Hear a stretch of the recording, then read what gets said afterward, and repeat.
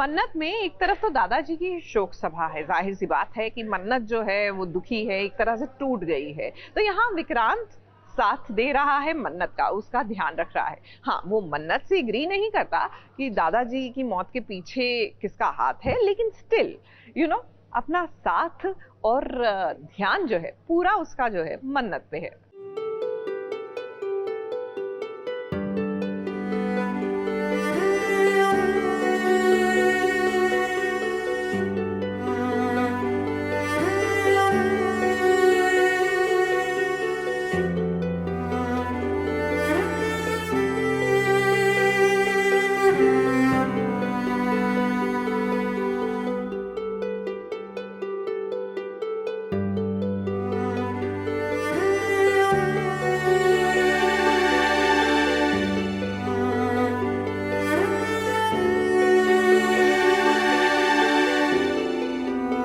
मन्नत और विक्रांत के बीच जितना फासला आना था वो अब आ चुका है।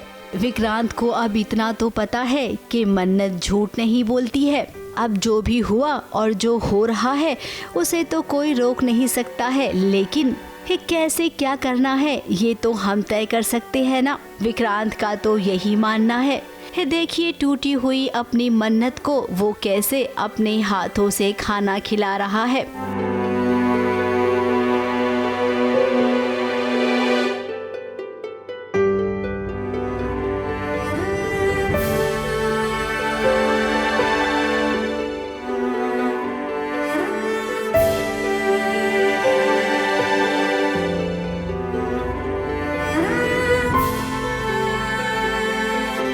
मोमेंट बहुत जेन्युइन होता है, जहां आपको पता होता है कि आप दोनों भले ही अग्री टू डिसअग्री वाले जोन में हैं, सहमति नहीं रखते एक बात पर, एक मुद्दे पर, और नहीं दे पा रहे हैं एक दूसरे का साथ, लेकिन ख्याल आपको है हमेशा एक दूसरे का।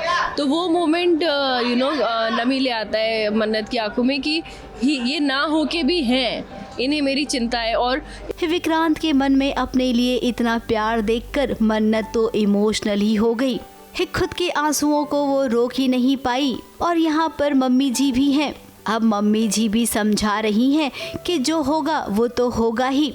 She's always on the right track, like बुराई के always fighting against बुराई।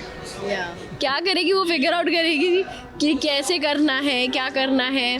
और मतलब ये काफ़ी जैसे सर कह रहे थे ना, उसका एंटीना तो जो करंट सिचुएशन है उसमें से वो पिक करती है कि अब बात दरअसल ये है कि दादाजी की मौत हो गई है, घर में शोक सभा है।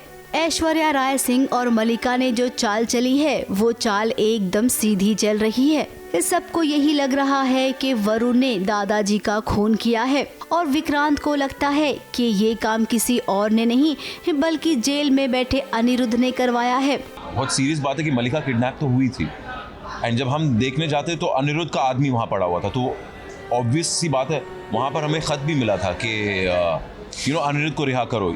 अगर किसी ने क्राइम नहीं कमिट किया है तो फिर वो क्यों उस टाइम पे ही बोल रहा है जब हम बेसिकली बैक फुट पे। अब मन्नत जानती है कि उसके पिता अनिरुद्ध सही हैं।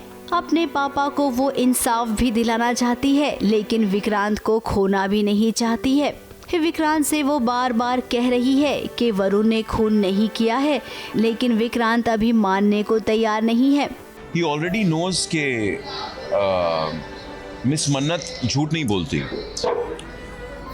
इतना जो her intuition is saying कि नहीं ये वो, तो obvious सी बात है now she's just come under वो उसके जाल में आ गई बेसिकली। तो विक्रांत के बड़ा क्लियर है, अनिरुद्ध उसका वो चमचा है, दे फसाफाइंग अपनी बेचारी मन्नत को। वहीं कोर्ट में जब अनिरुद्ध की पेशी हुई पूरा परिवार मौजूद था। दादी की तो हालत ही खराब है। अब मन्नत इन सब की दुश्मन बन गई है। पहले दादाजी की मौत और अब अनिरुद्ध को छुड़ाने की जिद। ये सब देखकर तो हमें भी डर लग रहा है। विक्रांत और मन्नत क्या फिर से दूर होने की कगार पर हैं? मुंबई से कैमरामैन अनूप रस्तोगी के साथ विशाल शर्मा की रिपोर्ट।